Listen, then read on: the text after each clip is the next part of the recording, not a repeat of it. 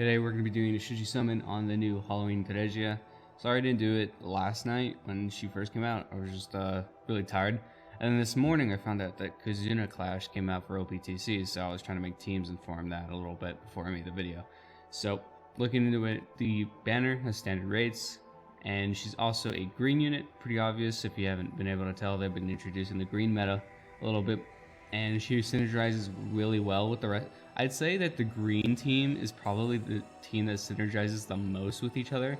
I think the other teams have some insane, just like off units, you know, with purple being Echidna, and then Rem, and then also Ram. She helps. She's more of a synergizer with literally everything. Swimsuit Ram, she's great to have if you like critting, and she works on almost every team. Then with Blue, I think Lilac and what was it, Alcor, I think his name was, they just both work separately. I mean, obviously they're gonna work together, you know, better, but it's just looking at all these units, like they can all work pretty solid on like mixed teams, hybrid teams by themselves, but like the green team ultimately works insanely well together. Not that they're the best team or anything, but they do work their best with each other, and I think we're gonna be probably seeing a little bit more of that possibly later in the future. A lot of these new units have passives that were a certain amount of blue allies or green allies, whether it be the blue team or the green team, have to be on the set team in order for you to get your full effects, or I don't know, additional effects if you want to call it, or if you think the passive is, you know, fine by itself, and then like the other stuff is just cool add-ons basically. But yeah, so getting into the unit, let me open her up real quick. We have the memory. We're gonna start with the memory first. Pretty disappointed in this memory, not because of the bonuses it gives, just the art. The art is literally the same exact, basically the same exact memory, like a few frames off of another scene of the same memory we got. I think it was with the, not sure which THERESIA got. I think it was the Sword Saint one, the Sword Saint version with her in her armor. She has literally the same exact scene. It's almost one for one, except she's looking to the side, towards the side. Pretty disappointing. I felt like they could have done some other cool shit. I think they need to start doing more fun stuff with memories, like they did with Anniversary, where we have Lilac and Shion, I almost forgot her name, in the same memory for Shion's banner. I think that'd be pretty cool. Then we have the actual, what it does. Looking at it, it looks like we're more or less stopping, getting the hot streak of getting 2 passives within a memory. So looking at the memory, if unit is human, crit rate and agility up, you get a total of 20% crit rate as well as 20% agility. So 2020. We're seeing a lot more of these hybrids. They're still not as high as I want them. 20 agility is pretty nice. Like, it's actually probably one of the highest. I think the highest is like 21%. I don't know, it's been a while since I played the game, to be honest. I think it's 21%. Then the crit rate is a little on the low side with the 20%, but it's still pretty solid just to have, you know, obviously with the very high agility. So I think they're getting better. Not really worth much, really. I think memory passives are like the way to go as of now, because there's no counter to them really. You know, they don't really trigger any interrupts from enemies. So I think having the, or sometimes they don't, unless, you know, you're running an action gauge 1 more or less, but like you just can't stop them unless you have a counter to them. So they can only be countered, they can't be stopped. So I think that's, again, maybe one day we'll get a unit that stops memories or something like that, but for now I think memories are the way to go, and you definitely want passives on your memories rather than actual just plain stats. But it is pretty solid, I would say. Probably benefits this character immensely. Looking at her skills, we have her skill 1 being her basic physically attacks a single enemy with 400% power, and it has a 100% chance of inflicting distraction for 2 turns, so no passives for 2 turns. Again, I prefer defense down on basic, maybe even like a status debuff like a attack down. I think distraction is probably the 3rd best. I think my list goes defense down, attack down, and then probably distraction or taunt, just because it's versatility with taunt. But I do like it. Pretty solid.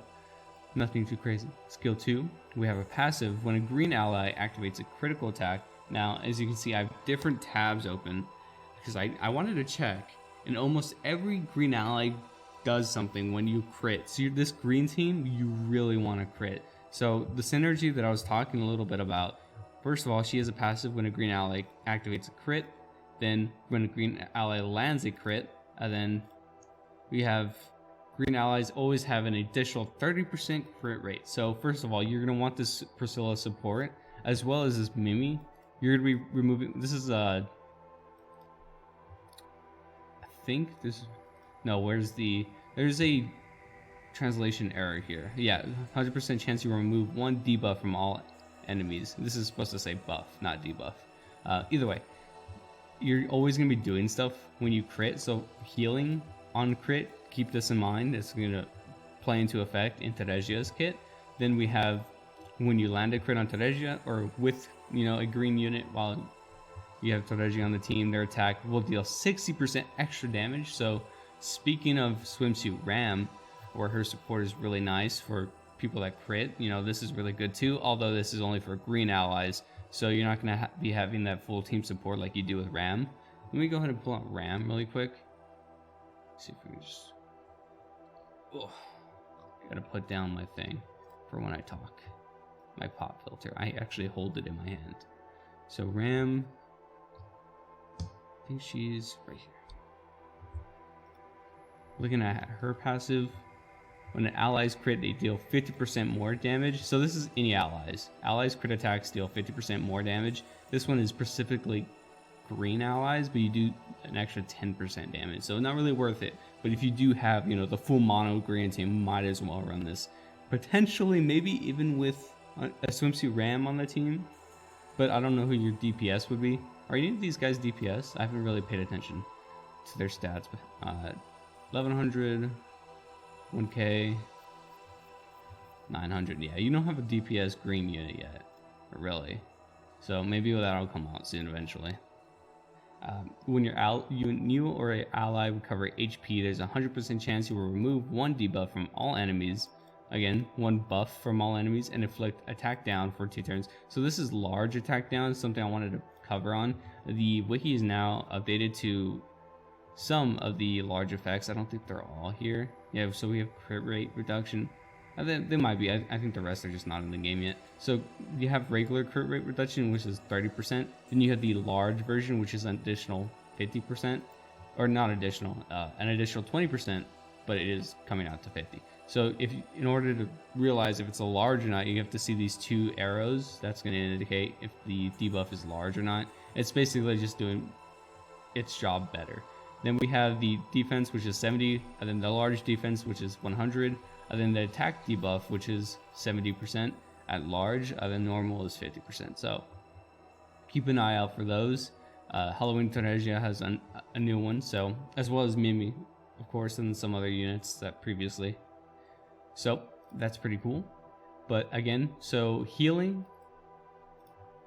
and then whenever you crit, you heal with Mimi. So the synergy there is really nice. And then again, you want Priscilla on team to be proccing more crits, therefore you're going to heal more, and then therefore you're going to be removing those buffs from the enemies and inflicting attack down. So kind of interesting. When you and your ally recover HP, you have a chance of inflicting attack down. That's a very weird trigger or proc mechanic, but I think it's pretty, I kind of like it. It's interesting. It's different. You usually don't see like you inflicting debuffs whenever you heal. Like that's super unique. So that's pretty cool. And then when defeated, gives all allies action gauge 100%. I hate this. I hate utility on death because it's just like you're throwing away your character. Like you first of all, you just don't want your characters to die to begin with. You can also be of the mindset that it's just nice to have because like why not have it? But like they could have done something different where the unit is more useful while still alive. It's like you're playing towards your death, and I don't know. I just don't like that kind of play style. Maybe you do, but yeah. If you like this, then just ignore this. But I personally just don't like this because I feel like it's just kind of like a waste of a unit. Like why would you put this character on your team just to die? It's kind of pointless. It's kind of like that 7 Deadly Sins strategy if you ever played PvP in that game, where you have 0 out of 5 orbs to begin with, and then once you get those 5, you can use your ultimate move but there's some units where if they die, they completely fill that gauge all the way up to 5. So even if you're on your first turn, you can get your ultimate move like right away. And it was kind of like this whole strategy. It was kind of cheap and it was kind of boring. I don't know. I just don't like this kind of stuff. So skill 3-turn cooldown, physically attacks a single enemy with a 800% power, has a 100% chance of inflicting distraction and buff seal, then reduces the enemy's maximum HP by 50% of damage dealt. So you're going to take your damage, cut it in half, and then deal it back again. So it's a 50% additional damage. So that's pretty cool. Wait, then reduces enemy's maximum HP by 50% of the damage dealt. I don't know why it specifies maximum HP. Am I missing something? Yeah, I don't know why it specifies maximum HP. It doesn't matter when calculating the damage. If there are 3 or more green allies, so again, this is where these mono teams really like work together. Increase the power of the skill to 1400%, and there's a 100% chance you'll inflict recovery seal as well, and debuff immunity seal. So that's pretty interesting. So not only are you applying these two, you're also applying these two if you're on full green mono team. I'm trying to think of other green units to make it like a 4-team, like a 4-man team. I think obviously one contender is Hooded Amelia, and then as well as Krush. I don't know how well. Oh yeah, she's a great DPS. Oh, Krush could be pretty strong with this team. Maybe this team's a lot better than I thought it was. I completely forgot about Krush. Interesting. Yeah, she's gonna work great on this team. And I think back in the day you used to build Krush with crit rate, so I think you can change those out potentially for just attack stats and crit damage stats. Also, the new hammers are out, so I haven't taken a look at those, so maybe those will come into play as well. But yeah, Krush could be a monster with this team. So if you have all 3 of these characters, let me get rid of Ram. If you have all 3 of these characters and Krush, oof, you're goated. Then we have our bonus skills, debuff success rate 30%, 40% up. Wow, that's a lot. I'm not sure if you really want to debuff for this character. I mean, her debuffs are fine. I guess buff seal is nice to have. Debuff immunity could be nice. You already have a high chance of it though, of procking. I guess if you proc distraction as well as debuff immunity seal and buff seal, I mean, yeah, I kind of see it. Okay, I get it. As well as agility, I saw her agility in game. You get a 10% bonus here, as well as having like one of the highest agilities in the game. So with the bonus, you get 182 agility. Not sure why you really want to run her so fast. Probably makes more sense like in game actually using her, but wow, she's really fast. She's like the fastest unit in the game, I think, stat wise. I think I know swimsuit Ram is pretty high up there as well as Donna. I don't know. I think there's like a couple other units. It's like 180 something. Interesting. She's very fast. And then we have her leader skill, which is green allies attack by 35%. Pretty nice, getting that extra 5%. A lot of general leaders are 30%, so I guess having a mono leader with another 35 is pretty nice. As well as her stats, 13k HP, 1k attack. She's kind of all over the place. She has terrible defense, terrible attack, terrible HP, but she's insanely fast, so I guess you really do want her to die and just proc whatever she has. So I guess the play is probably debuff chance with agility, and then SP hammers could be, I don't know. SP hammers I would probably recommend, but like I want to take a look at the new hammers before I say what stats and stuff like that. So yeah, that's pretty interesting. And then her crit rate, crit damage, debuff success rate is 60%. The rest is standard, 51, 20, 35. Interesting. Also, she has some great art, great animations, great sprite. Adore this unit. I just wish her memory looked a little cooler, not gonna lie. This mono green team I don't think is the best team.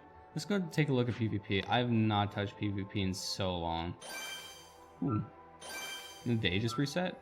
Okay, cool. Let's go look at PvP. I want to see what the #1 team is. It doesn't always mean anything because I've seen literally Ricardo be #1. Yeah, so mono green. Yeah, I knew this Krush was going to be nice on this team. She's perfect for this team. Yeah, mono red is still holding on. You have some hybrids, some mono blue. I think mono green is just more or less because it's new and people want to flex. I think you get a better understanding of looking at all of these. So you see a lot of red, not much yellow. I'm surprised how bad yellow actually aged. Not that it's like been so long or anything, but like compared to the other teams, it just doesn't really work as well. Yeah, so actually like a decent amount. Like, so mono green is pretty like proper in the meta. Okay, I thought it'd be off meta for sure. I think it was, except when this Halloween THERESIA came out. This looks really cool. Okay, so that's cool. So again, if you want to summon, I'd recommend summoning if you already have the other two. Obviously, I think that's when it really matters. But like, it's hard because these mono teams really need to synergize, especially this team, and you can't just go pulling for an entirely new team back to back to back units. It's really hard. So I wish Sega would kind of like space these out. I don't know, maybe do some rerun banners, give more gems. I don't know. I don't know what the answer is. It's just super hard basically buying an entirely new team, especially when you need to gold those units for PvP. Like, it's rough. And the only time we got tickets was for Priscilla, and I barely got like 6 tickets. So like the event sucked. I'm gonna be honest. This past subjugation event, it sucked. Like, there was the points are just non-existent when they don't give you bonus for units to use. Like, when you have to summon for bonus units, it's dog shit. Now we have bonus units for all-out war events, which I don't understand because like we never really needed them. But I mean, I guess like for this event we have Subaru as a bonus unit, so it was rough. Like, yeah, and then Mimi didn't get tickets. THERESIA doesn't have tickets. It's unfortunate. I wouldn't recommend summoning again if you have unless you have the other two. That's kind of my take. Or unless you obviously, you know, one of these characters is your waifu, then I completely understand. Play the game to have fun. And yeah, so it is what it is. She's great, but she's only great if you have that full mono green team. A lot of these passives and just characters are just very restricted with, you know, obviously you need full green allies. Obviously you can run other green allies, you know, there's other green units in the game. It's just you're not, it's not really meant to be that way. You know, obviously they're meant for these mono-based characters, these mono-based teams and stuff like that, but it is what it is. So that's gonna do it for the video. I'll see you guys next time. Later.